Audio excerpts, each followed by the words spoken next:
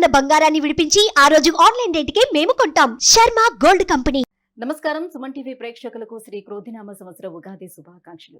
ఈ క్రోధినామ సంవత్సరం ద్వాదశ రాశుల వారికి ఏ రకంగా ఉండబోతుంది, ఈ ద్వాదశ రాశులలో నవనాయకులు ఎలా ఉన్నారు, ఎటువంటి ఫలితాన్ని ఇస్తున్నారు, వాటి ప్రభావం మనపై ఏ రకంగా ఉండబోతుంది, ఎటువంటి పరిహారాలు పాటించుకోవాలి, ఈ అంశాన్ని తెలియజేసేందుకు మనతో పాటు ఉన్నారు ప్రముఖ జ్యోతిష్య పండితులు బ్రహ్మశ్రీ నందిపట్ల శ్రీహరి శర్మ గారు. గురుగారు నమస్కారం. వాగర్థావివ సంపృక్తౌ వాగర్థ ప్రతిపత్తయే జగతః పితరౌ వందే పార్వతీ పరమేశ్వరౌ సదాశివసమారంభాం శంకరాచార్య మధ్యమాం అస్మదాచార్య పర్యంతం వందే గురు పరంపరాం. ఆదిత్యాయ చ సోమాయ మంగళాయ బుధాయ చ గురు శుక్ర శనిభ్యశ్చ రాహవే కేతవే నమః. గురుగారు, ద్వాదశ రాశుల్లో 7వ రాశి అయినటువంటి తులా రాశికి ఈ శ్రీ క్రోధినామ సంవత్సరం ఏ రకంగా ఉండబోతుంది, నవనాయకులు ఎటువంటి ఫలితాలను ఇస్తున్నారు వీళ్ళకి? క్రోధినామ సంవత్సరం పేరులోనే క్రోధము అంటే కోపము కలిగి ఉండుట, కోపాన్ని ప్రదర్శించుట. గమనించుకున్నట్లయితే కరోనా తర్వాత వచ్చినటువంటి సంవత్సరాల్లో శ్రీ శుభకృతనామ సంవత్సరం, శోభకృతనామ సంవత్సరం ప్రజల యొక్క ఇబ్బందులను తొలగించుకుంటూ మనం విడివిడిగా అడుగులు వేసుకుంటూ ఆనందదాయకంగా మనం బయలుదేరాం. అయితే ఈ క్రోధినామ సంవత్సరానికి ప్రత్యేకత ఉంది. ప్రధానంగా ఈ క్రోధినామ సంవత్సరానికి రాజు కుజుడు, మంత్రి శని భగవానుడు. వీళ్ళ యొక్క గ్రహస్థితులను కనుక మనం పరిశీలన చేసినట్లయితే కుంభరాశిలో శని సంచారం జరుగుతున్న చేత యుద్ధ భయ వాతావరణం ఏర్పడుతుందని చెప్పవచ్చు. అలాగే శని కుజులు ఏ రాశిలో సంచారం చేస్తుంటారో కలిసి ఆ యొక్క సంచారం చేస్తున్నటువంటి సమయంలో యుద్ధ వాతావరణం ఏర్పడుతుంది అని కూడా మనకు చెప్పబడుతుంది. అలాగే పాలింపబడేటువంటి పాలించేటువంటి పాలకులు మంచివాళ్ళైతే ప్రజలు కూడా సంతోషంగా ఉంటారు.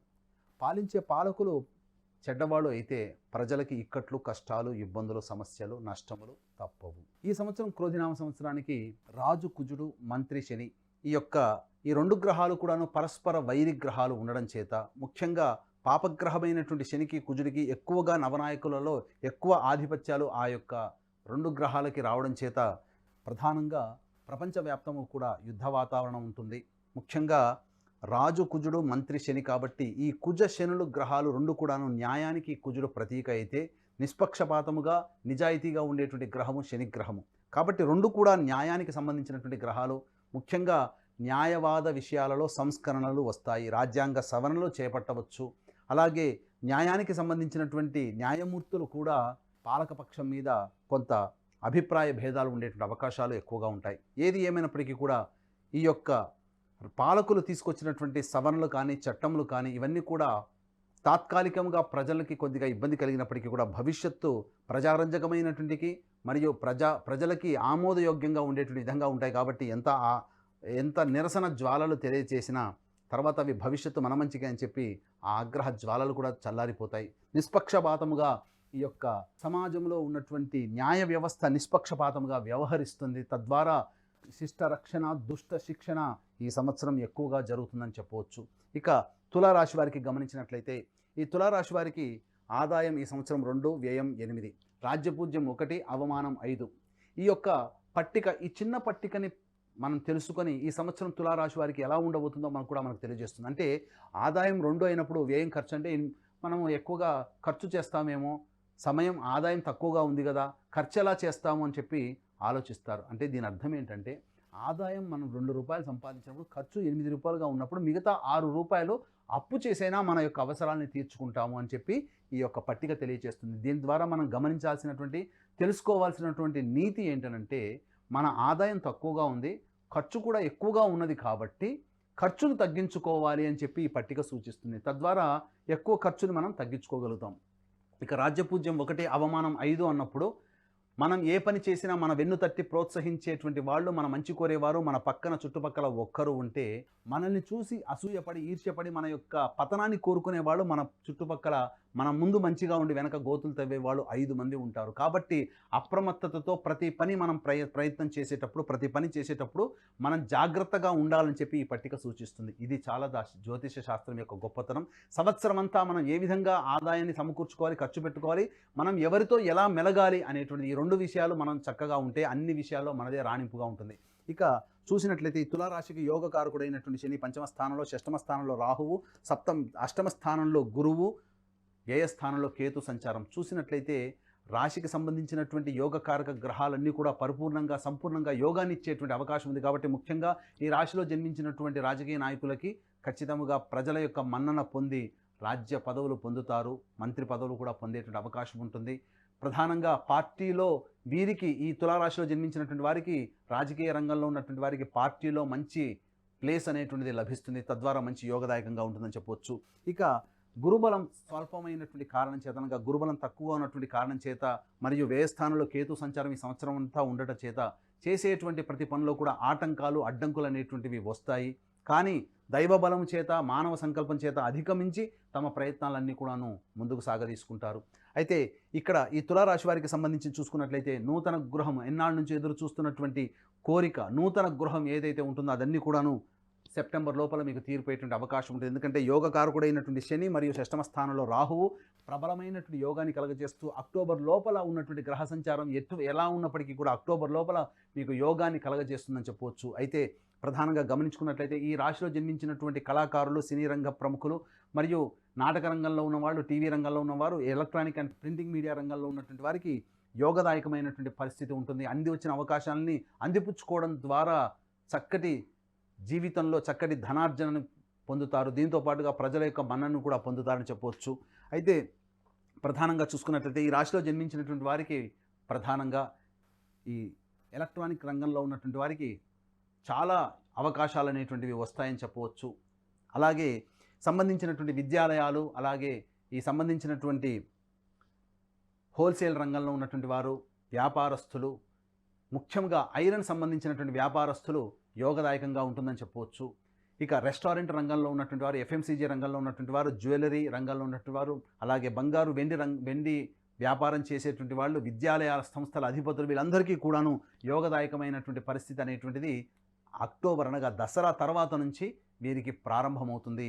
అనగా 21 అక్టోబర్ 2024 నుంచి 21 జనవరి 2025 వరకు కుజస్తంభన అనేటువంటి కర్కాటకంలో ఉండడం, ఈ యొక్క కుజస్తంభన ప్రభావం వల్ల తులారాశి వారికి అప్పటి వరకు యోగించేటువంటి గ్రహాలైనటువంటి శని రాహువులు యోగదాయకంగా ఉన్నప్పటికీ కుజుడు సప్తమ దృష్టితో శని యొక్క రాశిని, శనిని కూడా వీక్షణ చేయడం, ఈ కారణం చేత ప్రధానముగా యోగించే గ్రహము శని ప్రభావం తగ్గి ఉండడం, ఈ కారణం చేత ఇబ్బందికర పరిస్థితులు అనేటువంటివి దసరా తర్వాత ప్రారంభమవుతాయి.